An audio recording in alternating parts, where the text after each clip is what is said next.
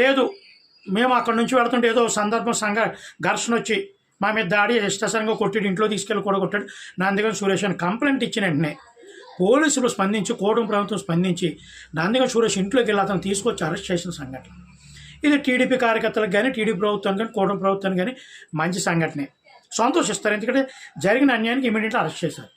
అదే సంఘటనలో అదే విధంగా తిరుపతిలో బీటెక్ విద్యార్థి జేమ్స్ అనే ఒక దళితుడిని కులాంకాహారంతో కొంతమంది దాడి చేసినప్పుడు పోలీస్ స్టేషన్కి వెళ్ళి కంప్లైంట్ ఇస్తే కంప్లైంట్ తీసుకోకపోగా దాడి చేసిన 2 రోజుల తర్వాత వాళ్ళని తూతు మంత్రంగా అరెస్ట్ చేసే విధానాన్ని, కూటమి ప్రభుత్వం యొక్క విధానాలు వాళ్ళ యొక్క నిజాయితీని ప్రశ్నించే విధంగా ఉంది.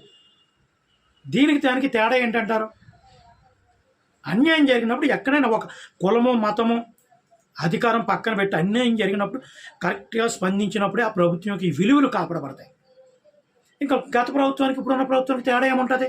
అప్పుడు దళితులు, బహుజనులు,